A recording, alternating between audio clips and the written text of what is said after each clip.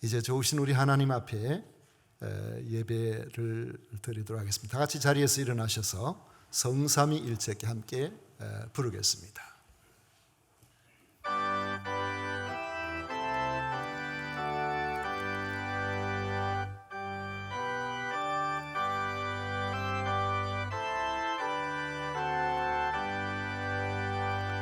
성삼위일체께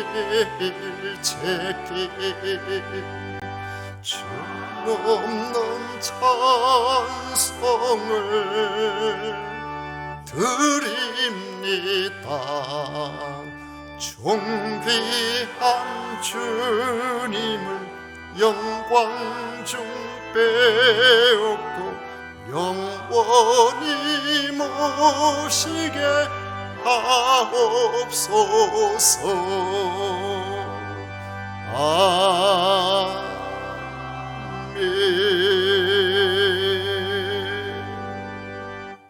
오직 여호와는 그 성전에 계시니 온 천하는 그 앞에서 잠잠할지니라.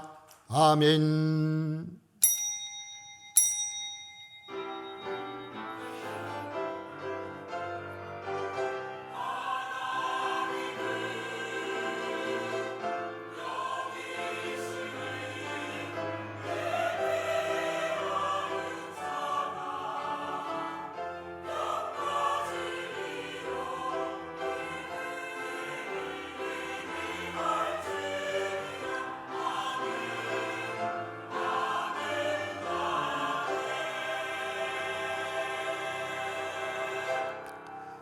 만물에게 생명력을 주신 성삼위 하나님을 찬양하고 경배합니다. 예수님을 그리스도로 믿어 새 생명을 얻은 주의 백성들이 나와 예배를 드리오니 이 예배를 통하여 하나님 영광이요 저희들에게는 삶의 능력이 나타나게 하옵소서. 예수님 이름으로 기원하옵나이다. 아멘. 찬송가 32장 함께 부르겠습니다.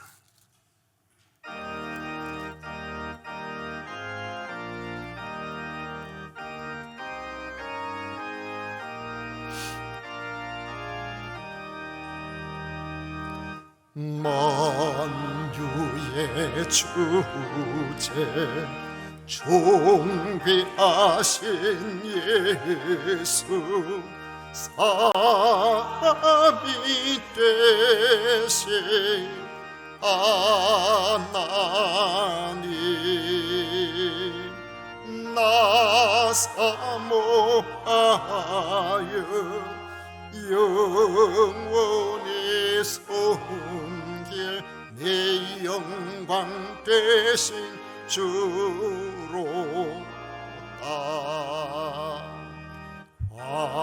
화려한 동산 무성한 저 수목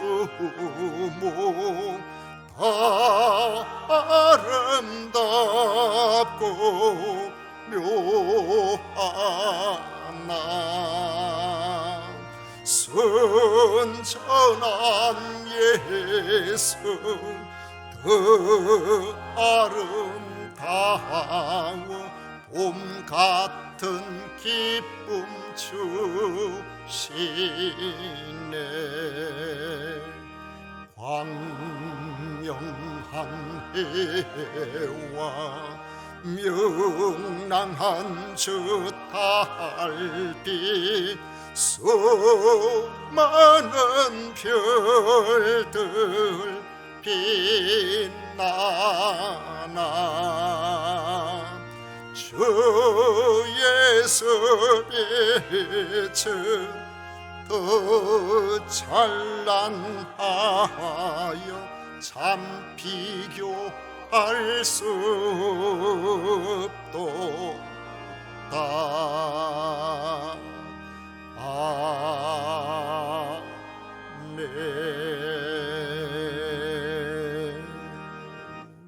성시교독 교독문 제9번 함께 교독하겠습니다. 찬송가 뒤에는 교독문 제9번입니다. 여호와여 주의 장막에 머무를 자 누구오며 정직하게 행하며 공의를 실천하며 그의 혀로 남을 허물하지 아니하고 그의 이웃에게 악을 행하지 아니하며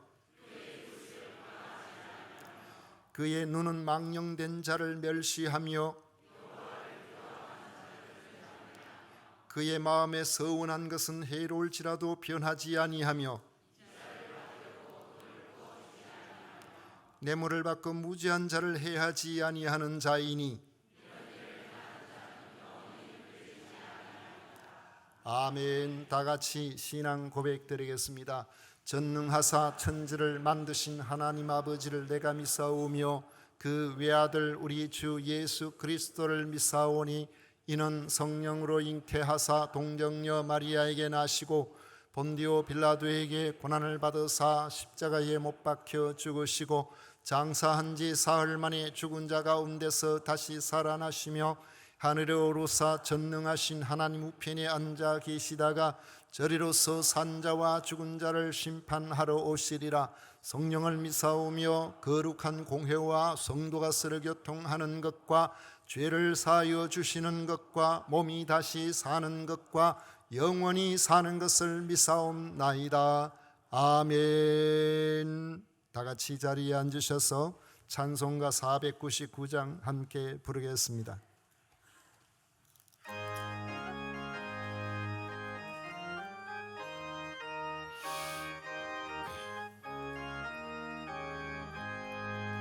흑암에 사는 백성들을 보러 수많은 심령 멸망하겠네.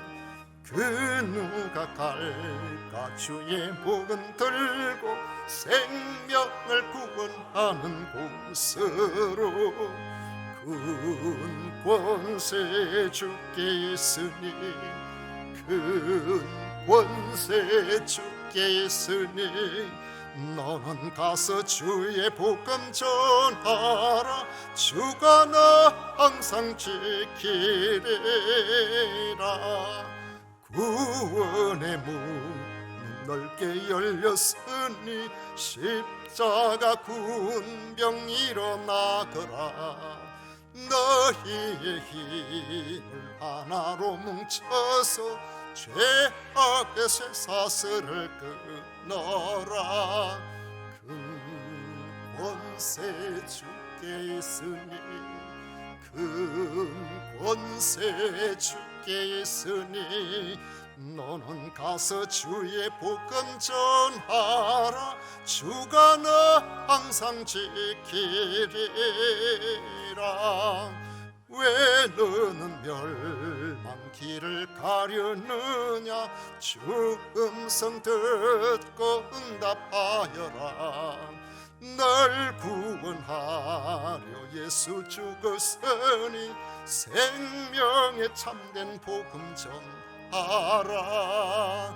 큰 권세 주께 있으니 큰 권세 주께 있으니 너는 가서 주의 복음 전하라. 주가 너 항상 지키리라. 온천하 만민 승리의 그날에 영광과 찬송 주께 드리네. 속죄함이 구원받았으니 기쁘게 할렐루야 부르세. 큰 권세 주께 있으니 큰 권세 주께 있으니 너는 가서 주의 복음 전하라. 주가 너 항상 지키리라.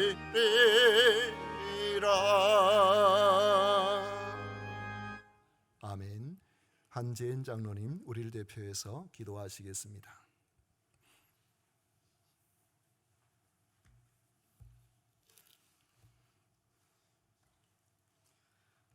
만왕의 왕이시며 모든 만물을 통치하시는 우리 하나님을 찬양합니다. 3월 첫 주일을 맞이하여 하나님 전에 나와 예배를 드리오니 주님 홀로 영광 받으시옵소서. 만물이 소생하는 생명의 달 3월이 시작되었지만 저희는 세상의 때를 씻지 못하고 교만과 어리석음으로 아직도 주님과 세상 사이에서 결단하지 못하고 추운 겨울을 보내고 있습니다. 예수 그리스도의 보혈의 피로 우리를 정결케 하사 믿음이 부족한 저희들을 용서하시고 회복시켜 주시옵고 이 시간 거룩한 예배를 통하여서 우리의 몸과 마음이 온전히 주님만을 바라보게 하셔서 하나님을 향한 열망으로 가득 채워주시고 우리의 힘으로는 주님께 나아갈 수 없사오니 성령이여 우리를 붙드사 하나님의 놀라우신 능력들이 우리 가운데 충만하게 하여 주시옵소서. 엘리야가 모든 백성에게 가까이 나아가 이르되 너희가 어느 때까지 둘 사이에서 머뭇하려느냐. 여호와가 만일 하나님이면 그를 따르고 바알이 만일 하나님이면 그를 따를지니라 하니 백성이 말 한마디도 대답하지 아니하는지라. 그 옛날 북이스라엘의 엘리야 선지자 시대의 이스라엘 민족들은 하나님을 믿었지만 동시에 바알과 아세라 신도 믿었습니다. 너희가 언제까지 둘 사이에서 머뭇하려느냐. 그 호통치는 엘리야 선지자의 모습이 떠오릅니다. 현 시대에 살고 있는 우리들에게 호통치는 소리인 것 같습니다.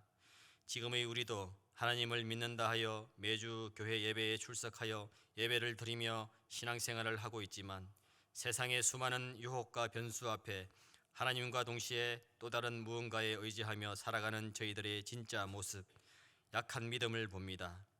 하나님 아버지, 어떻게 하면 저희들의 믿음이 우리를 너무나도 사랑하시어 독생자까지 아낌없이 내어주신 하나님 아버지를 온전히 신뢰하며 살아갈 수 있을지, 나의 힘으로 나의 능력으로는 안 된다는 것을 이론적으로는 너무나도 잘 알아서 성령 하나님을 부르짖고 의지하지만 우리의 마음대로 뜻대로 또 되지 않는 것이 작금의 현실인 것 같습니다. 하나님이여, 저희들에게 하나님을 온전히 신뢰할 수 있는 믿음을 허락하여 주시옵소서.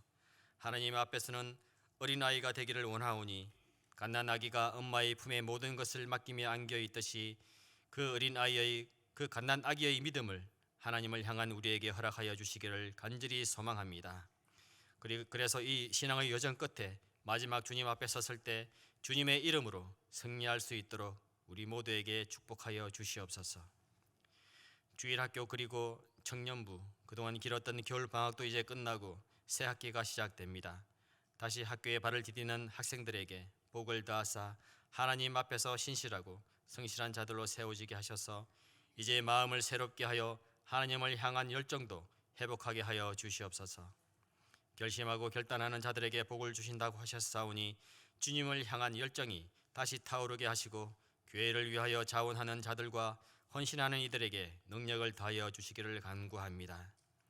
어둠과 빛, 사망과 생명이 그리고 진리와 거짓이 함께 할 수 없듯이 우리 교회가 세상과 함께 할 수 없지만 세상 속에서 거룩한 하나님의 나라를 이루어가는 믿음의 교회 되게 하시고 우리 교회에 속한 다음 세대가 믿음으로 도약하여 하나님의 거룩한 나라를 만들어가는 세대가 되게 하여 주시옵소서. 말씀을 가르치고 전하시는 주의 사자에게 항상 강건함을 허락하시고 성령 충만케 하셔서 그가 하는 모든 결정과 결단이 주님의 결정이 되게 함께하여 주시고 그 말씀을 듣는 우리 또한 성령의 눈을 허락하사 보게 하셔서 그 결정에 따르는 믿음을 주시옵소서. 주님의 사랑하는 당회 위에 기름 부어주시고 성도를 위하여 교회를 위하여 또한 나라를 위하여 기도하는 당회원들 되게 하여 주시옵소서. 세금산 교회 성도들과 주님 함께하사 예배에 참여하는 모든 성도들이 세상에서 하나님을 전거하며 하나님의 말씀을 선포하며 이 시대의 어둠을 이기는 자들로 사용하여 주시고 눈에 보이는 물질과 세상을 의지하지 않고 모든 인생들을 살리기도 하시며 죽이기도 하시는 하나님 아버지 앞에 영원토록 거하게 하여 주시옵소서. 오늘도 우리를 사랑하사 세상 여러 갈래 길에서 머뭇거리지 않고 오직 주님의 길을 가기를 원하시는 예수 그리스도의 이름으로 기도드립니다. 아멘.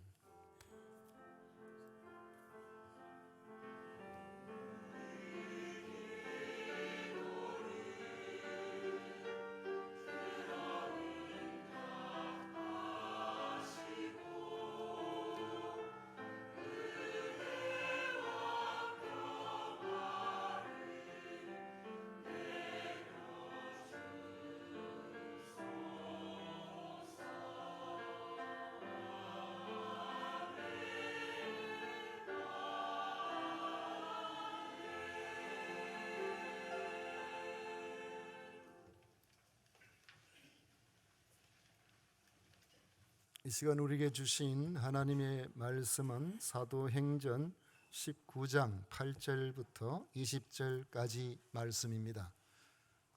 사도행전 19장 8절부터 20절까지 소리를 조금 올려주시면 좋겠습니다.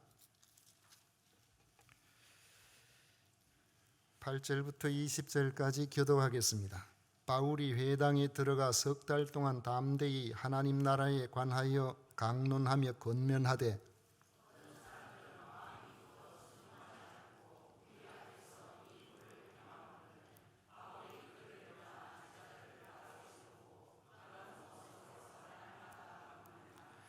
두 해 동안 이같이 하니 아시아에 사는 자는 유대인이나 헬라인이나 다 주의 말씀을 듣더라. 심지어 사람들이 바울의 몸에서 손수건이나 앞치마를 가져다가 병든 사람에게 얹으면 그 병이 떠나고 악귀도 나가더라.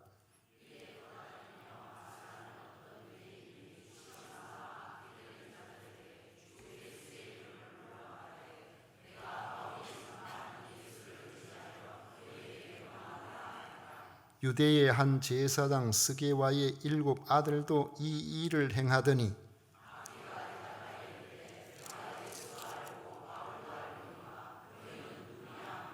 악기 들린 사람이 그들에게 뛰어올라 눌러 이기니 그들이 상하여 벗은 몸으로 그 집에서 도망하는지라.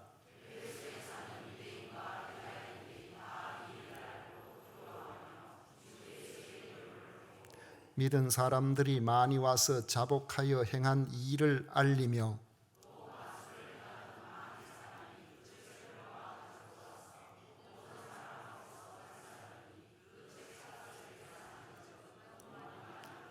다 같이 읽겠습니다. 이와 같이 주의 말씀이 힘이 있어 흥왕하여 세력을 얻으니라. 아멘. 이 시간 성가대에서 정성껏 준비한 찬양으로 하나님을 찬양하도록 하겠습니다.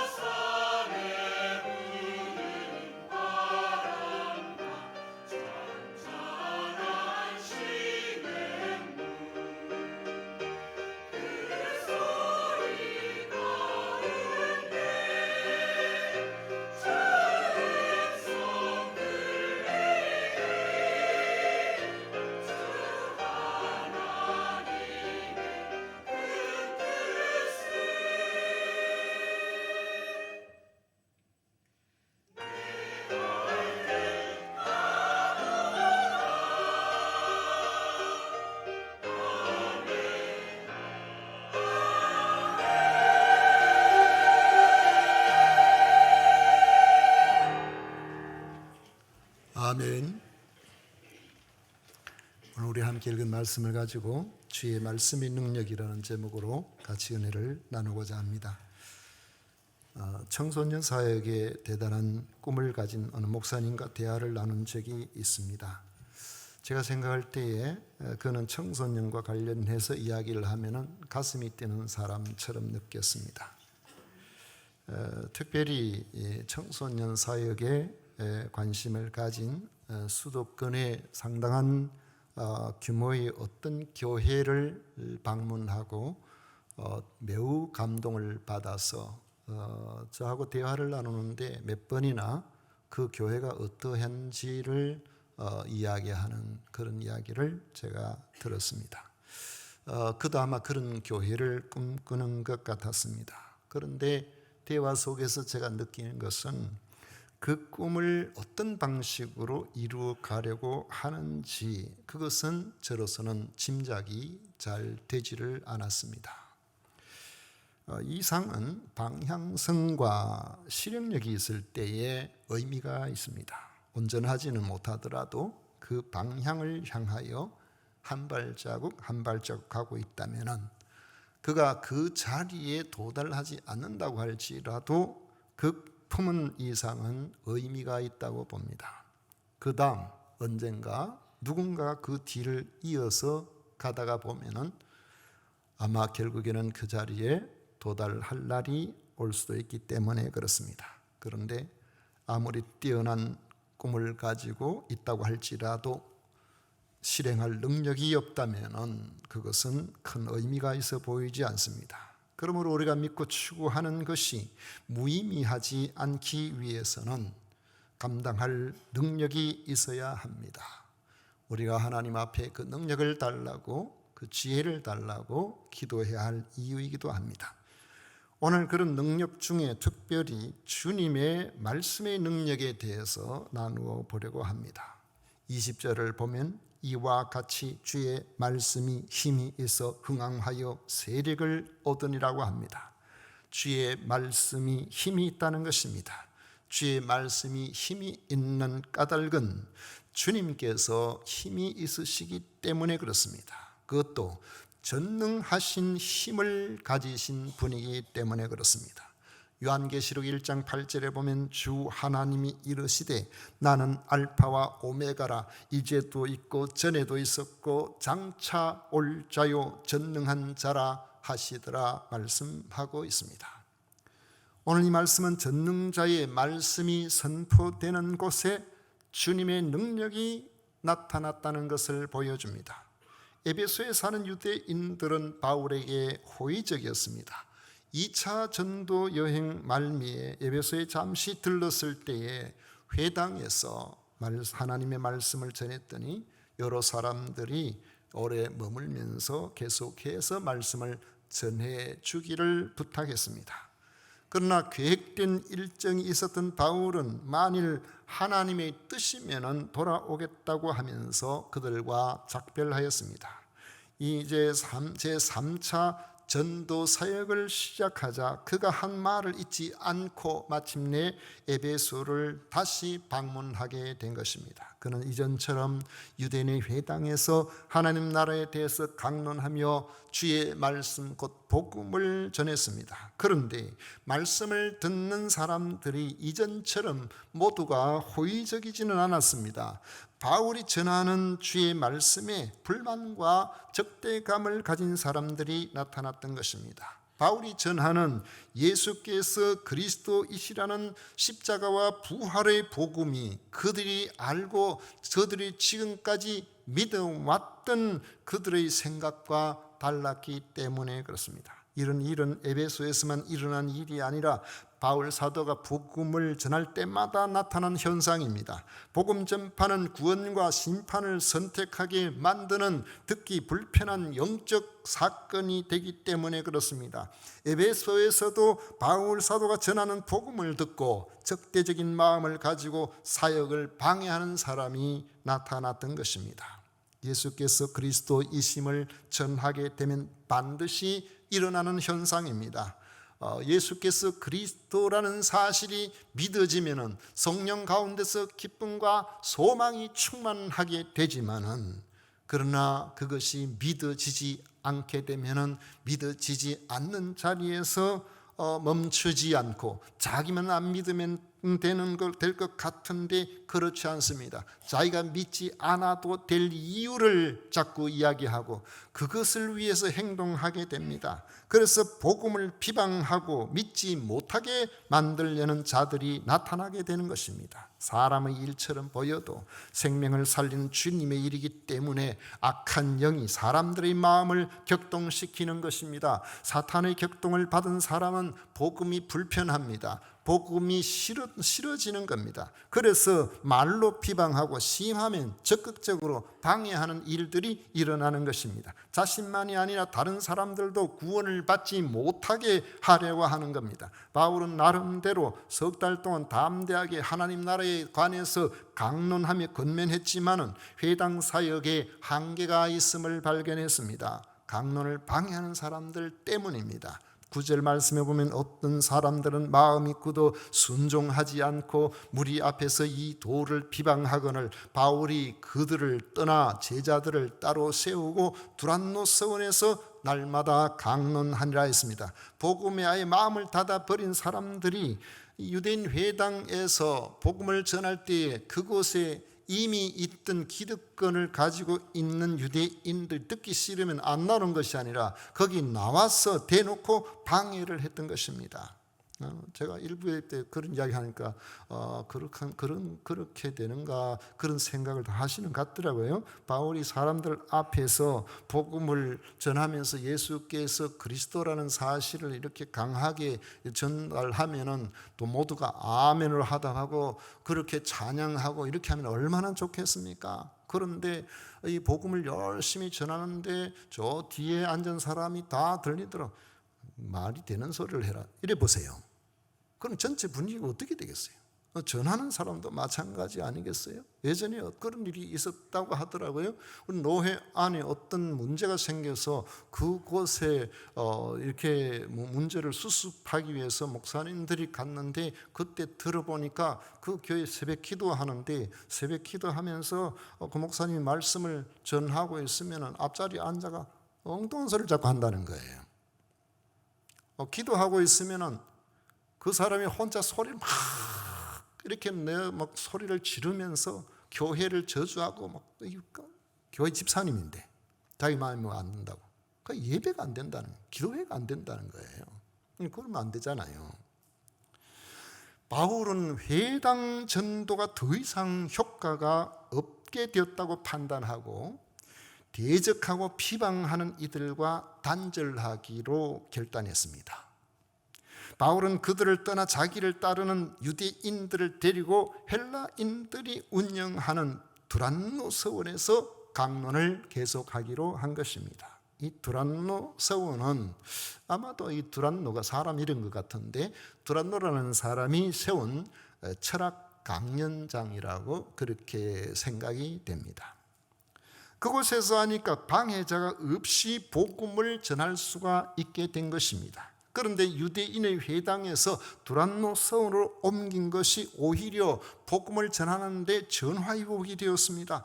방해가 없이 관심 있는 사람이라면 유대인이나 헬라인이나 구별 없이 와서 복음을 들을 수가 있었던 것입니다. 약 2년간 계속된 바울의 강론은 당시 에베소에 살고 있던 사람들에게 큰 관심을 불러일으켰습니다. 10절 말씀에 보면은 2해 동안 이같이 하니 아시아에 사는 자는 유대인이나 헬라인이나 다 주의 말씀을 듣더라고 한 것을 보면 당시의 에베소 인구가 약 25만 명 정도가 되었다고 하는데 바울이 전하는 주의 복음을 모르는 사람이 없을 정도라는 것입니다. 하나님의 말씀은 생명입니다. 생명, 이 하나님의 말씀은 생명이기 때문에 생명력을 가지고 있습니다. 힘이 있다는 거예요. 하나님의 말씀이 제대로 전해지기만 하면은 역사가 일어납니다. 그래서 잘 듣기만 하면은 사람이 변하게 돼 있어요. 믿음은 들으면서 나고 들으면 그리스도의 말씀으로 말미암기 때문이라는 로마서 10장의 말씀처럼 말씀이 전해지고 그 말씀이 잘 들려지면은 거기에 역사가 일어나도록 되어 있는 겁니다.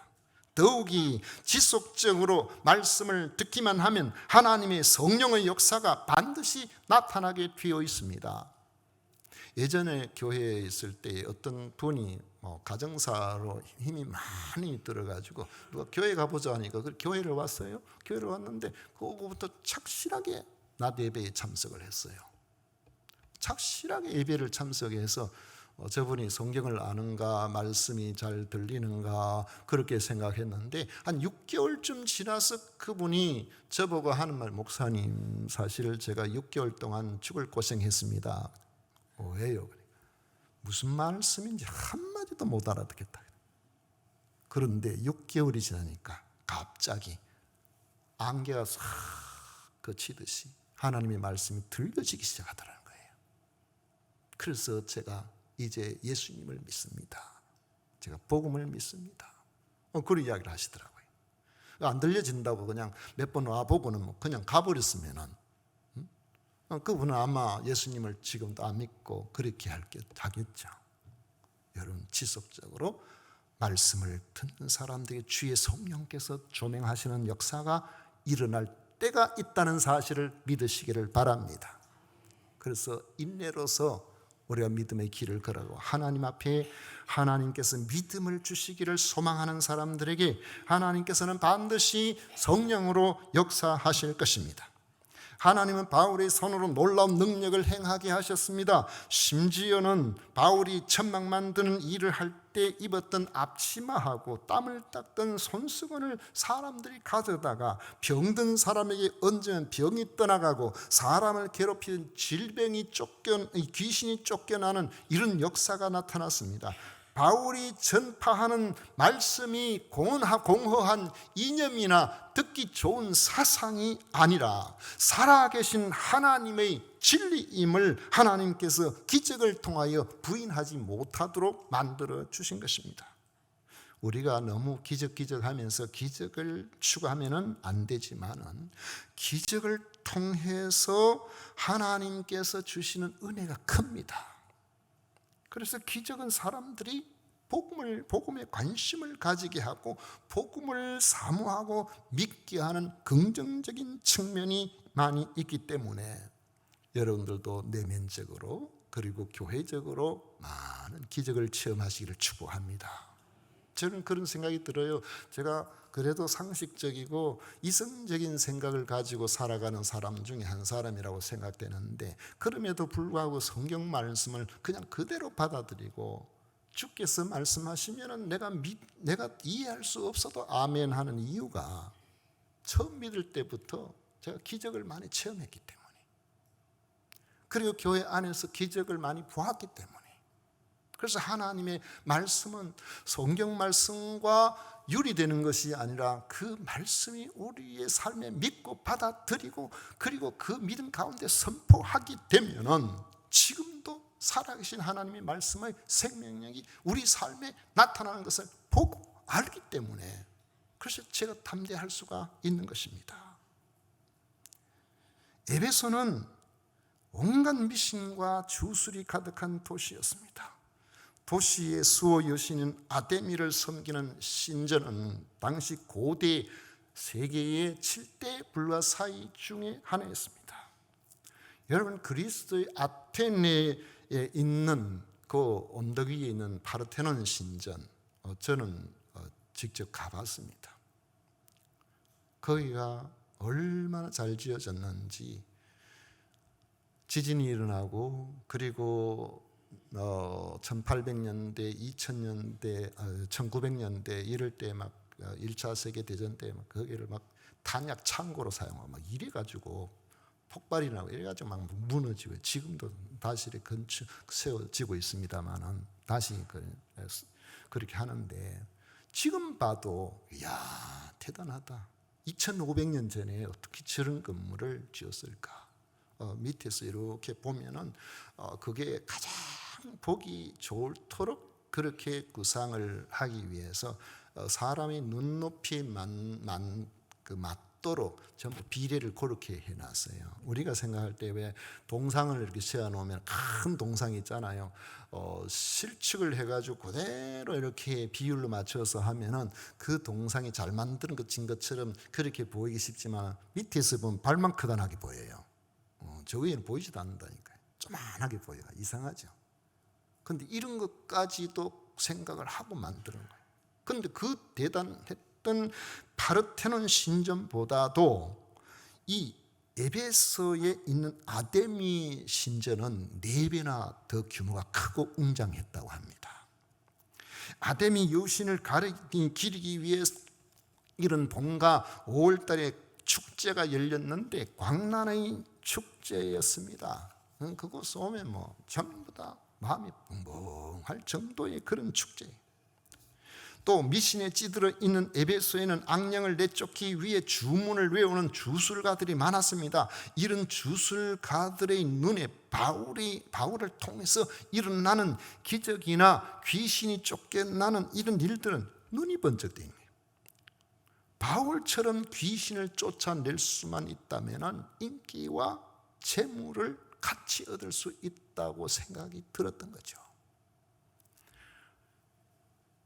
보통 여러분 귀신 내쫓는다고 그러고 뭐 문제가 있어가지고 그렇게 무당들이 신내림 받았으면 한다고 할 때 보면요, 밤새도록 뛰고 뭐 하고 그 힘이 어디서 나오나 그런 생각이 들 정도로 대단해요. 귀신의 힘이겠죠. 그러나 귀신 쫓겨납니까? 그렇게 하면은 잠시 그냥 속이고 잠시 그냥 있으면 귀신 쫓겨났는가 싶으면 좀 있다 보면 또 발동을 하거든요. 또 막 일들이 막 일어난단 말이죠. 주술하는 어떤 유대인들이 바울의 사역을 보니까 이야, 여기는 진짜 신기하다 이런 생각이 드는 거죠.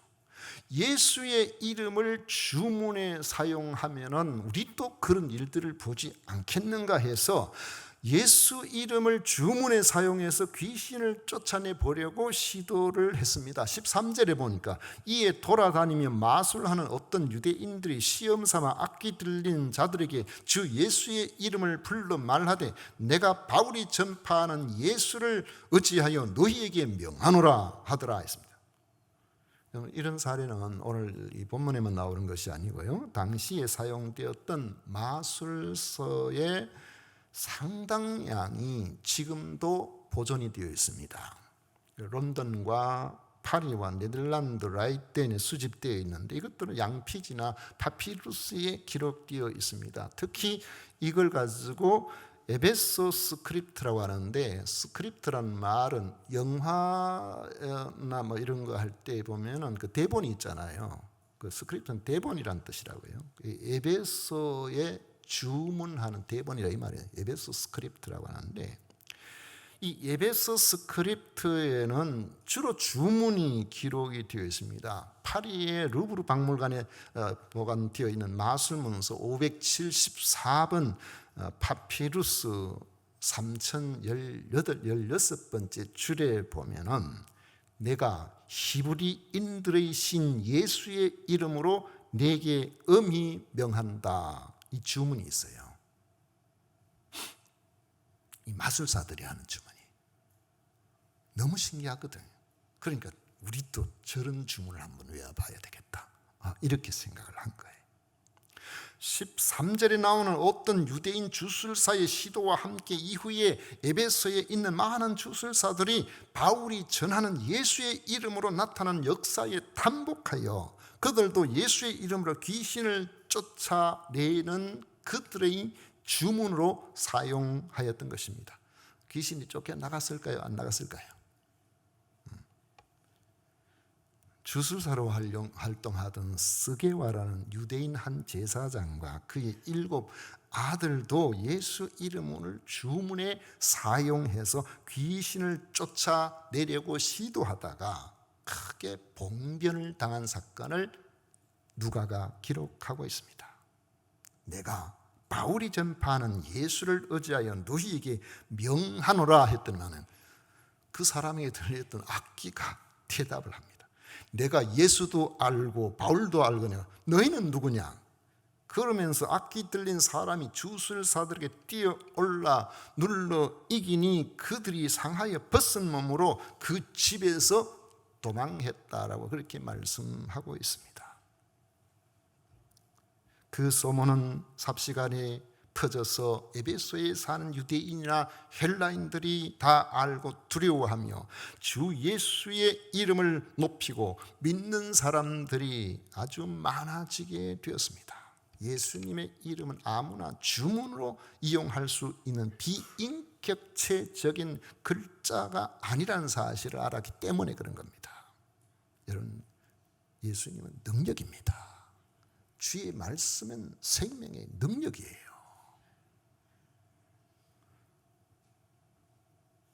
저도 이전에 이런 경험이 있습니다만은 과거에 서울에 갔다가 고속 타고 내려오는데 통영인가 뭐 어디 가는 사람 청년이 제 옆자리에 앉았는데 그 청년에게 아마 예수님을 믿느냐고 제가 복음 전하려고 물어봤던 것 같아요. 그러니까 믿는다 그래요. 그러니까 자기가 어떻게 예수님을 믿게 됐는지 그거 이야기를 하는데 과거에 그렇게 오래된 건 아니었겠죠. 그 청년이 나이가 있으니까 귀신 들려가지고 자기도 모르는 사이에 낫을 들고 나가서 자해를 하면서 동네 사람들을 위협하고 이래가 쫓겨가지고 언덕 위에 올라가서 그래 하고 있는데 경찰들이 찾아와가지고 그를 붙잡으려고 하는데 내 가까이 오면 다 죽인다고 막 이러니까 이미 벌써 낫으로 여기 위에서부터 밑에까지 자기 머리를 그려가지고 이쪽 벌어져 피가 막 철철 흐르니까 경찰들 기겁하는 노래인 거예요.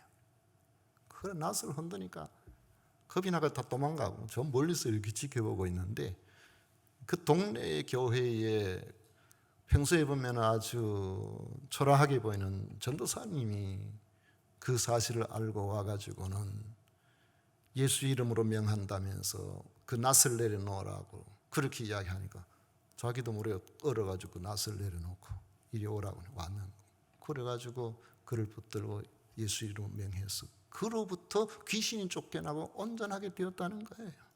그래서 예수님을 믿게 됐다는 거죠. 그러면서 자기 머리를 이렇게 보니까 머리카락 때문에 사실 잘 안 보이는데 이렇게 하니까 여기서 여기까지 흉터가 있더라고요.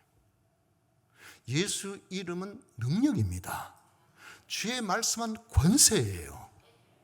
우리 하나님 앞에서 우리의 믿음으로 사는 것이 여러분 그냥 우리가 그냥 보기 좋은 목걸이처럼 우리가 이렇게 살아가는 게 아니에요.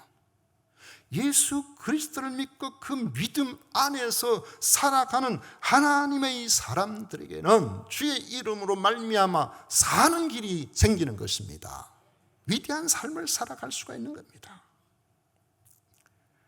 이렇게 예수님에 대해서 알게 되고 믿게 되면은 과거의 미신적인 습성에 빠져 살던 그런 사람들이 자신의 은밀한 허물을 자복하게 되고 그 허물을 인정하고 자복했다는 것은 그것은 진정으로 하나님 앞에서 바른 관계를 맺고 살아가는 출발점이 되었다는 것을 의미하는 것입니다. 여러분, 주님이 이 땅에 오셨을 때예요. 마태복음에 시작할 때 뭐라고 합니까? 임마누엘이라 하리라. 하나님이 우리와 함께 계시다. 하나님이 천지 만물을 창조하신 분이고 그 뜻대로 움직여 나가시는 분이고 전능하신 분입니다. 그분이 우리와 함께 계시대요. 그래서 그분을 의지하고 그분을 믿고 그렇게 살아가는 이들에게 주의 성령께서 우리와 함께 하시는 역사들을 보여주시는 것입니다.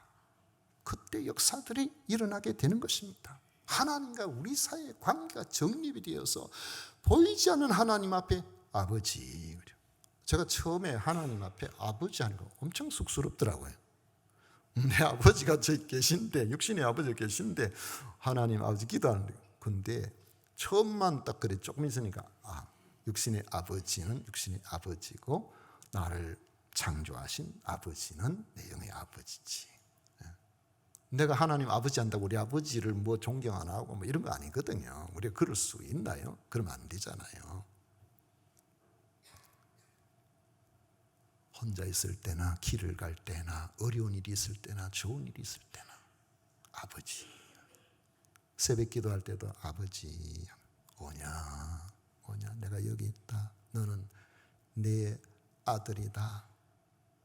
하나님께서 우리에게 가까이에서 말씀하시는 음성을 듣는 같은 이런 마음 외롭지 않아요. 힘들어 이겨낼 수 있는 힘이 생겨요. 마술을 하던 사람들도 자기들의 행위가 무의미함을 깨닫고 주문을 기록한 주술책들을 가지고 와서 모든 사람 앞에서 불살라 버렸습니다. 그런데 현장에서 그 사실을 지켜보았던 사도행전의 저자 누가는 그 책값을 계산해 보니까 은 5만이나 되었다고 합니다. 은 5만이라는 것은요, 헬라 화폐로 5만 드라크마를 뜻합니다. 당시 드라크마는 로마의 화폐인 데나리온과 서로 맞교환을 할 수 있는 가치를 갖고 있는데, 하루 품삯으로 한 데나리온을 지불한 것으로 보면 요즘으로 계산하면 약 5만 명의 품삯값에 해당되는 거액입니다. 아주 거액의 가치가 있는 거예요. 책값이 그때는 굉장히 비쌀 때, 요즘이야 뭐 대량 인쇄해가지고 내보내지만 그때는 하나하나 필사를 해야 되니까 얼마나 힘들고 비쌌겠어요. 이런 거액의 가치를 가진 것을 다 쓸모없는 것으로 알고 가져와서 불을 질러버리는 역사가 일어난 것입니다. 제가 평생 동안 신으로 알고 음성을 듣고 늘 그렇게 하는 신물을, 제가 그렇게 표현하니까 여러분 뭐 어떻게 이해를 하실는지 모르지만, 신물을, 신이 깃들어 있는 그 물건, 그걸 통해서 음성을 듣는 분이 계셨어요.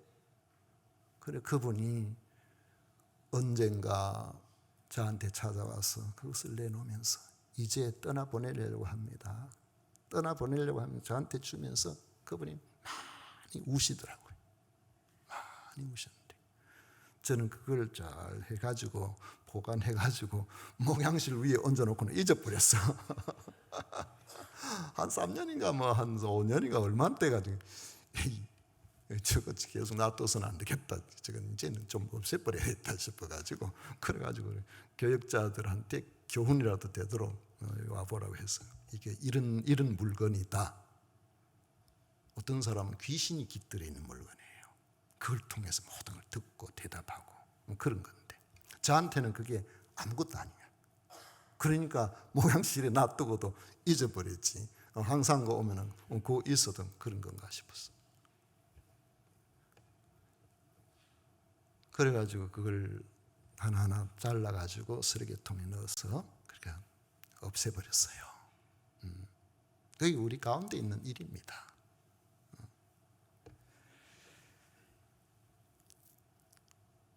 에베소에 대대적인 회개의 역사가 나타나고 미신 척결이 이루어졌던 것입니다.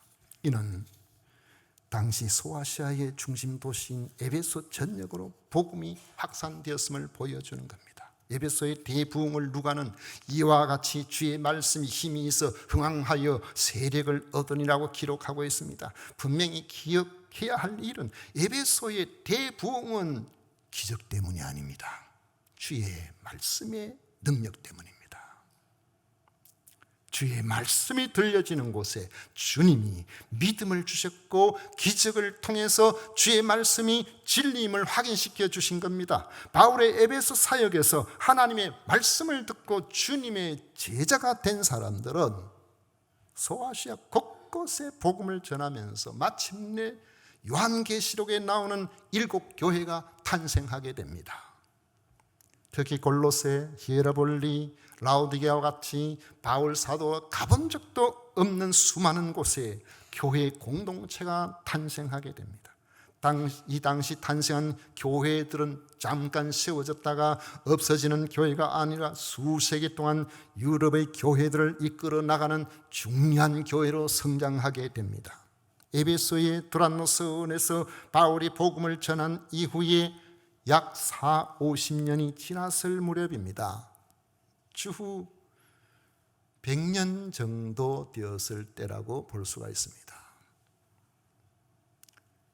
그곳에서 더 북쪽에 있는 비두니아에도 얼마나 복음이 왕성하게 퍼져나가고 있었는지, 당시 비두니아에 플리니우스라는 총독이, 우리가 그 사람을 역사적으로 찾아보면은 플리니우스라고 단순히 하지 아니하고 신 플리니우스는 두 사람인데 나니까 그렇게 이제 표현을 보통 하기도 하는데, 이 사람이 당시에 로마 제국의 11번째의 황제인 트라이아누스 황제, 이 사람은 로마 제국을 아주 굳건하게 만들어놓은 5현제 가운데 한 사람이에요. 5현제 가운데 첫 번째 사람이라고 볼 수가 있는 그런 사람이에요. 100년 전후에 황제가 한 20년 정도 로마 황제가 되었던 그런 사람인데, 이 트라이아누스 황제하고 아주 친한 사람이었어요. 이 사람이 무슨 일만 있으면 편지를 써가지고 그걸 황제하고 의논하고 이렇게 하는데, 이런 사람은 저하고는 좀 성격이 좀 달라가지고 저는 문자를 쓰든 글을 쓰든 좀 간단하게 쓰는 걸 좋아하거든요.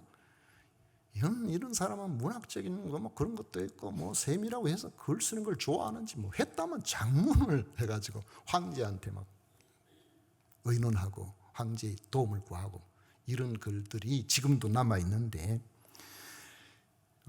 제가 이분이 쓴 글 중에 하나를 처음부터 끝까지 소개를 하면은 시간이 많이 갑니다. 그래서 많이 그 앞부분 뒷부분 다 떼내고 그분 편지 글을 제가 황제에게 보내는 글인데, 그 편지 내용을 여러분들에게 소개를 잠깐 해드릴게요.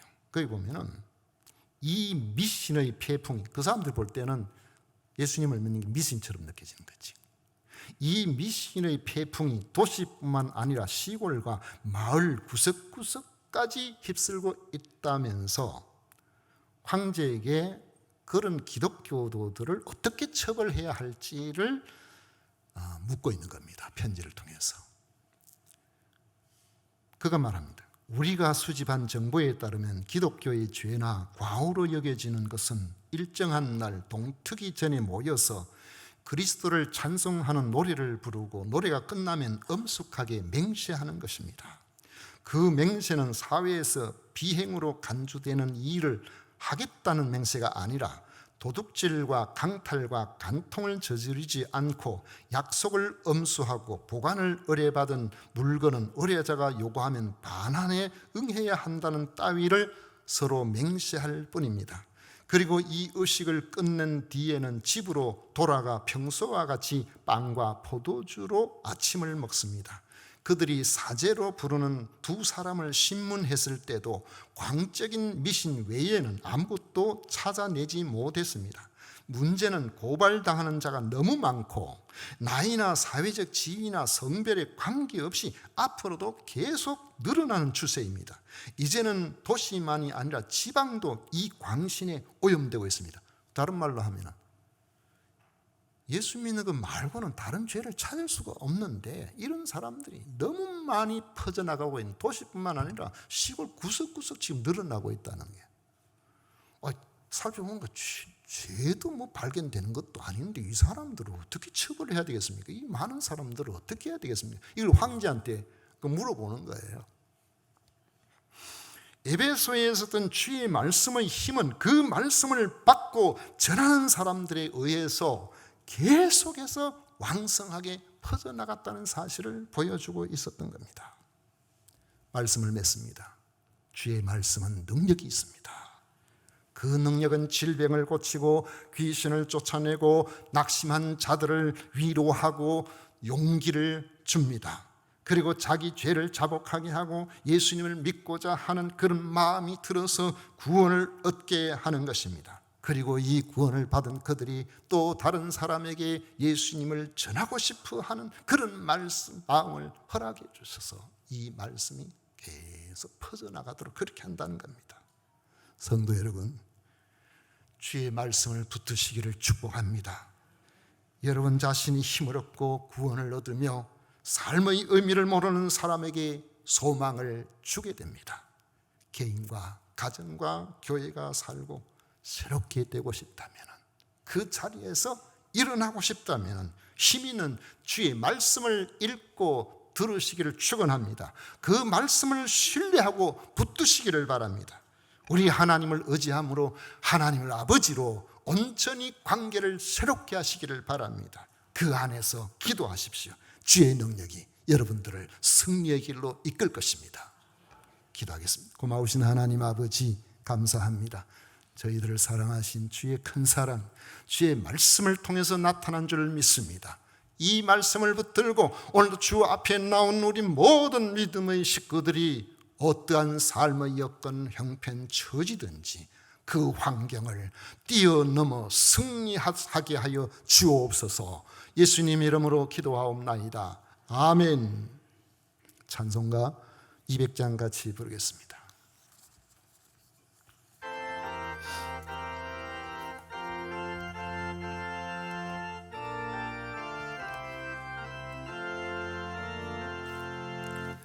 달고 오묘한 그 말씀, 생명의 말씀을,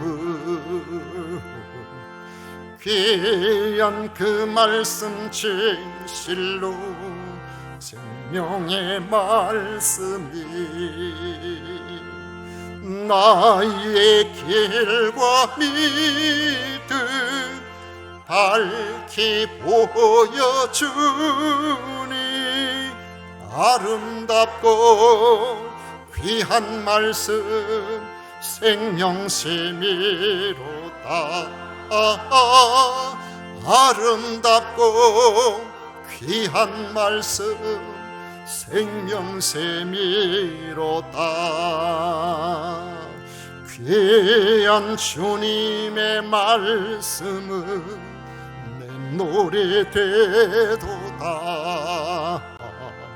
모든 사람을 살리는 생명의 말씀을 값도 없이 받아 생명길을 가니 아름답고 귀한 말씀 생명샘이로다. 아름답고 귀한 말씀 생명샘이로다. 널리 울리어 퍼지는 생명의 말씀은 마음의 용서와 평안을 골고루 주나니 다만 예수 말씀 듣고 복을 받네. 아름답고 귀한 말씀 생명샘이로다. 아름답고 귀한 말씀 생명샘이로다.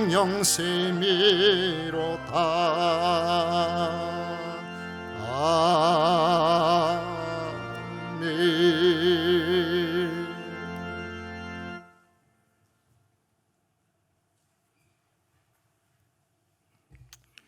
우리 하나님께 드린 예물을 위해서 봉헌 기도 올려드리도록 하겠습니다. 하나님 아버지, 주님의 크고 놀라우신 은혜로 예수님을 그리스도로 믿고 이 믿음 안에서 살 수 있도록 해주신 그 크신 사랑에 진심으로 감사드립니다. 오늘도 아버지 하나님 3월의 첫 주일에 예수님을 그리스도로 믿는 하나님의 자녀들이 나와서 드리는 예배를 우리 하나님께서 기쁘게 받으심을 믿습니다.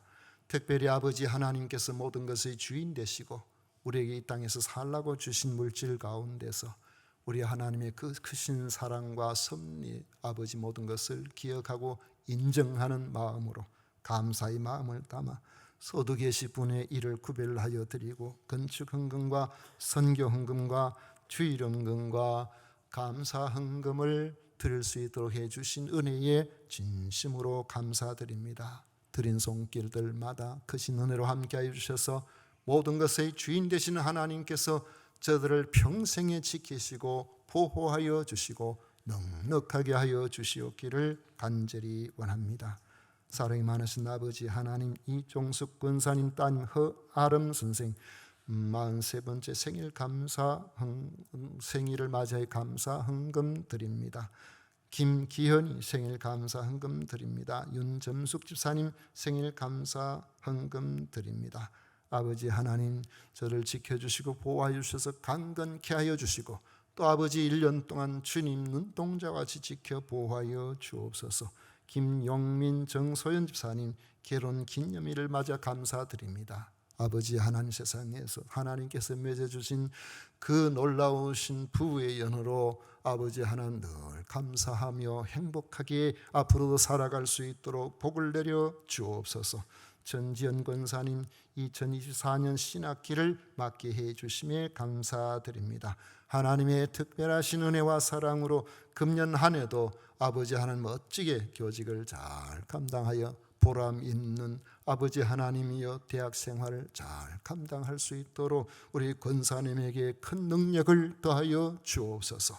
아버지 하나님, 오강진 비안수산 김씨 권사님 그동안 행복하게 세금산 교회를 섬기게 해 주심에 감사를 드립니다. 아버지 하나님, 이제 또 서울로 올라가게 됩니다. 그동안 함께 하신 하나님께서 앞으로 가는 곳곳에 있는 머무는 곳에 아버지 하나님이 영광을 받으시고 주변에 많은 사람들이 힘을 얻고 집사님 가정에는 큰 기쁨과 행복이 있게 하여 주시옵소서. 아버지 하나님, 오늘도 주님 앞에 나와 예배하며 성도 섬기는 일에 최선을 다한 모든 주의 백성들 위해 함께 하시고 주의 위로가 가득하게 하옵소서. 감사하옵고 예수님 이름으로 축복하며 기도하옵나이다. 아멘. 지금은 우리 구주 예수 그리스도의 은혜와 하나님 아버지의 놀라우신 사랑과 성령 하나님의 위로 축복 교통하시니 겸비 주님 앞에 나와 예배하는 모든 성도들 위해 영원토록 함께 있을지어다. 아멘.